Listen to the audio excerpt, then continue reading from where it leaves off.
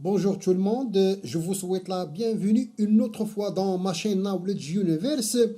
La vidéo d'aujourd'hui officielle est aussi dans le cadre de NLP ou bien Natural Language Processing.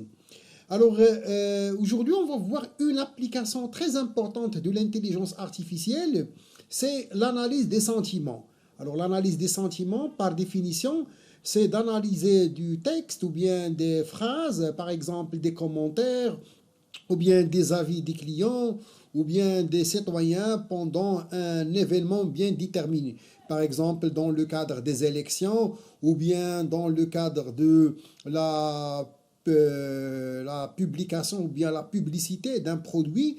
Donc, par exemple, généralement, dans les réseaux sociaux, par exemple, on peut mettre l'image d'un produit et les spectateurs ou bien les abonnés commencent à laisser ou bien à rédiger des avis ou bien des commentaires en bas de l'image. Et avec le temps, on se trouve devant plusieurs phrases. Ces phrases ou bien ces commentaires, ce sont des avis, mais il n'est pas évident parfois de savoir est-ce que ces phrases-là, ils ont des commentaires ou bien stockent des commentaires positifs ou bien négatifs en relation avec le produit ou bien avec l'image. Donc, Dieu merci, grâce aux techniques d'analyse de sentiments, on peut par exemple prendre ces phrases ou bien ces avis, de les entrer dans un modèle ou bien dans un algorithme et savoir combien nous avons par exemple de sentiments ou bien des avis qui sont positifs et combien par exemple des avis qui sont négatifs, et en même temps de savoir quelles sont les phrases avec un sentiment positif et des phrases avec un sentiment négatif. Donc bref, ce domaine de l'analyse des sentiments, c'est une application très importante de l'intelligence artificielle qui permet d'évaluer le sentiment contenu dans des phrases ou bien dans des données sous format texte. Bien, alors, avant de commencer, permettez-moi d'abord de vous parler un petit peu sur les techniques pour faire de l'analyse des sentiments. J'ai dit tout à l'heure que l'analyse des sentiments est basée sur l'intelligence artificielle, et spécialement on peut le faire soit avec les modèles de machine learning ou bien des modèles de deep learning. Et pour coder ces modèles, on peut les coder directement avec Python, en se basant sur des bibliothèques Python, ou bien il y a des logiciels ou bien des plateformes qui permettent directement d'analyser les sentiments juste en utilisant des interfaces graphiques sans coder. Bien, alors aujourd'hui, je vais vous montrer une solution, disons, sans codage. Donc, on peut, par exemple, utiliser un framework ou bien une plateforme. Il existe beaucoup de plateformes qui permettent d'analyser les sentiments. Donc, aujourd'hui, je vais vous donner un exemple. L'objectif d'aujourd'hui, c'est de comprendre cette notion d'analyse des sentiments et de voir un exemple. Et après, dans d'autres vidéos, vous pouvez, par exemple, aller dans plus de détails pour les coder vous-même.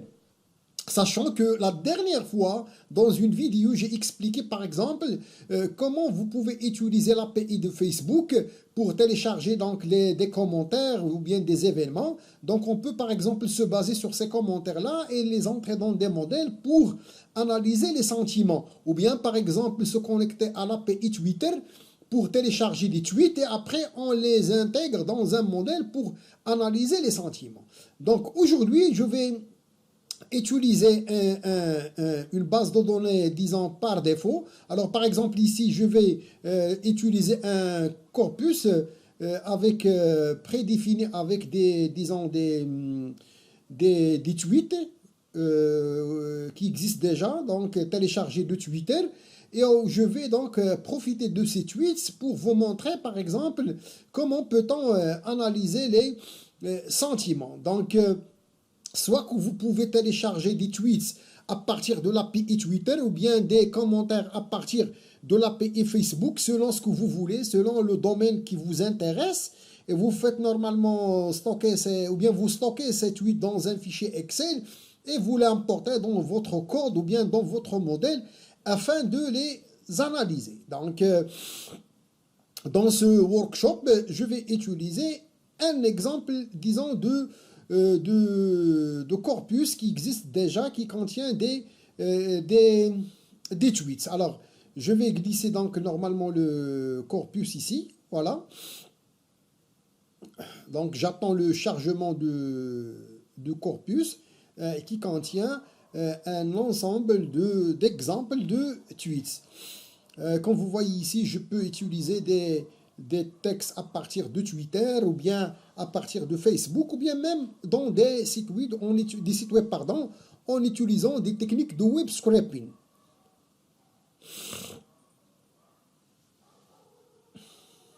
Donc en attendant, voilà, donc le corpus il est chargé. Alors pour le voir, donc je vais cliquer d'abord sur ce corpus pour le voir. Alors ici, vous voyez que il y a plusieurs features ici. Donc il y a le contenu avec la source et l'auteur de tweet et la place. Donc ici, il y a plusieurs features.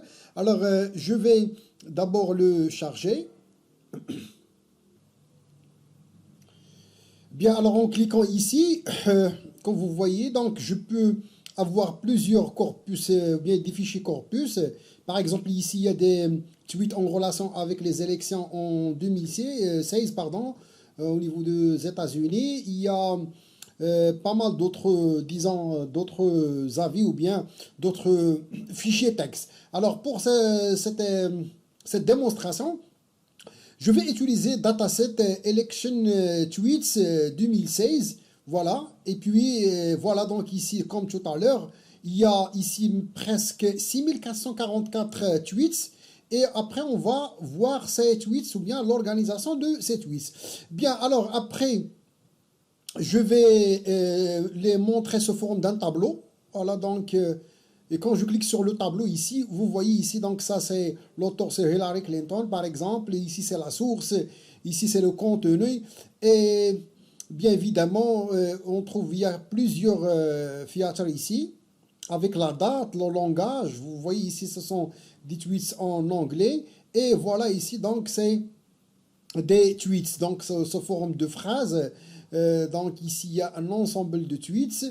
Par exemple, the question in this election, who can put the plans into action that will make your file better? On va voir, par exemple, est-ce que cette phrase, il contient un sentiment positif ou bien un sentiment négatif après. Donc, vous voyez ici, il y a un ensemble de features. Ou pardon, un ensemble de tweets qu'on va essayer de les analyser et faire sortir quels sont les tweets de sentiments positifs et des tweets de sentiments négatifs. Ici, il y a par exemple, c'est une tweet de Donald Trump, ici c'est des tweets de Hillary Clinton, ainsi de suite. Donc, et puis, je passe maintenant à la démonstration. Bien, puisque dans ma table de données ou bien my dataset contient 6 features, donc je vais sélectionner juste les tweets pour les utiliser dans notre projet d'analyse des sentiments. Donc, je vais aller dans Select Columns et puis je vais choisir ici, donc juste le content ici, donc il n'y a pas de cible. Et je vais choisir juste le contenu, ça veut dire les tweets. Et quand je vais de nouveau visualiser mon dataset, je vais trouver que les datasets ici, donc pardon, il n'y a que les tweets. Bien, alors après, qu'est-ce que je vais faire? C'est que je vais utiliser un modèle d'analyse des sentiments et voir après comment mon programme va après classifier ces avis en relation avec les élections en positif, pardon, et négatif sentiment. Bien, alors excusez-moi, donc ici je vais après choisir analyser sentiment analysis et puis je vais après laisser un peu de temps pour l'exécution de mon modèle.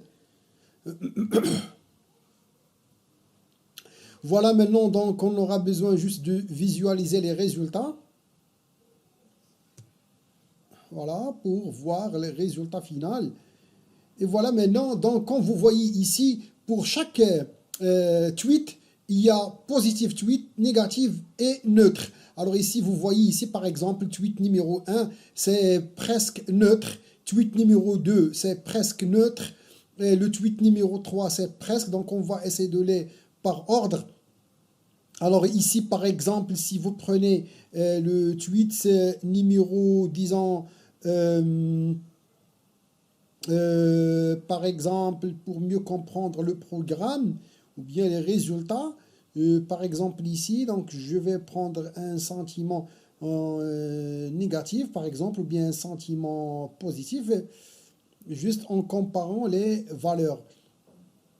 Alors ici, donc il y a pas mal de sentiments qui sont neutres, donc puisque la valeur la plus élevée, elle est devant la colonne neutre.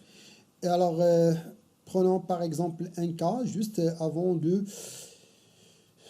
terminer cette démonstration. Donc on a assez de tweets qui sont neutres, la plupart, donc selon l'exécution. Alors je suis en train de chercher un exemple ici, donc